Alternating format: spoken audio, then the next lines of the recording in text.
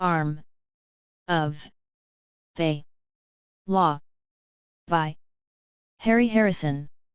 At one time this was before the robot restriction laws. They'd even allowed them to make their own decisions. It was a big, coffin-shaped plywood box that looked like it weighed a ton. This brawny type just dumped it through the door of the police station and started away. I looked up from the blotter and shouted at the truckers vanishing back. "What the hell is that? How should I know?" he said as he swung up into the cab. "I just deliver, I don't X-ray 'em. It came on the morning rocket from Earth is all I know." He gunned the truck more than he had to and threw up a billowing cloud of red dust. "Jokers," I growled to myself. "Mars is full of jokers." When I went over to look at the box I could feel the dust grate between my teeth. Chief Craig must have heard the racket because he came out of his office and helped me stand and look at the box. "Think it's a bomb?" he asked in a bored voice.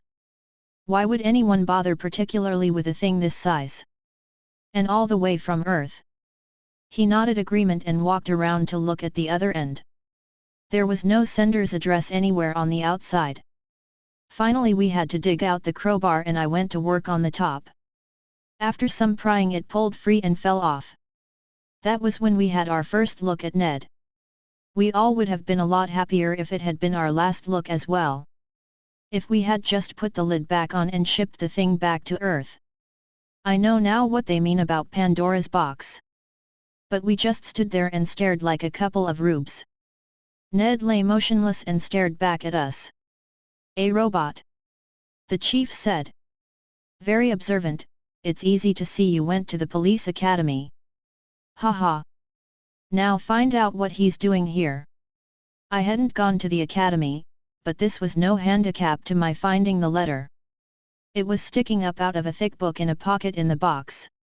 The chief took the letter and read it with little enthusiasm. Well. United Robotics have the brainstorm that robots, correctly used, will tend to prove invaluable in police work. They want us to cooperate in a field test. Robot enclosed is the latest experimental model, valued at 120,000 credits. We both looked back at the robot, sharing the wish that the credits had been in the box instead of it.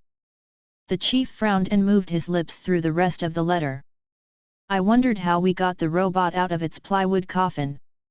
Experimental model or not, this was a nice-looking hunk of machinery.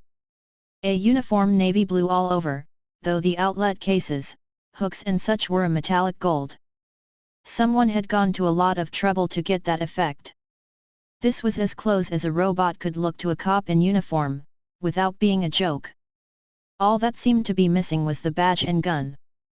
Then I noticed the tiny glow of light in the robot's eye lenses. It had never occurred to me before that the thing might be turned on. There was nothing to lose by finding out.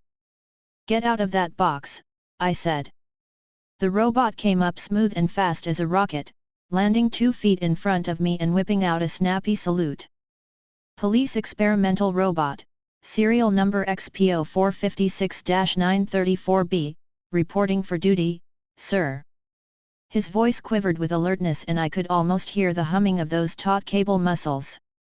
He may have had a stainless steel hide and a bunch of wires for a brain, but he spelled rookie cop to me just the same. The fact that he was man-height with 2 arms, 2 legs and that painted-on uniform helped. All I had to do was squint my eyes a bit and there stood Ned the rookie cop. Fresh out of school and raring to go. I shook my head to get rid of the illusion. This was just 6 feet of machine that boffins and brainboys had turned out for their own amusement. "Relax, Ned," I said. He was still holding the salute. "At ease. You'll get a hernia of your exhaust pipe if you stay so tense. Anyways, I'm just the sergeant here. That's the chief of police over there." Ned did an about-face and slid over to the chief with that same greased lightning motion.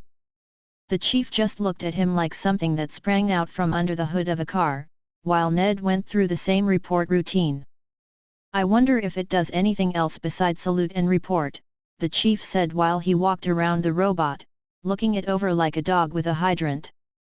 The functions, operations, and responsible courses of action open to the police experimental robots are outlined on pages 184 to 213 of the manual. Ned's voice was muffled for a second while he half-dived back into his case and came up with the volume mentioned. A detailed breakdown of these will also be found on pages 1035 to 1267 inclusive. The chief, who has trouble reading an entire comic page at one sitting, turned the 6-inch thick book over in his hands like it would maybe bite him.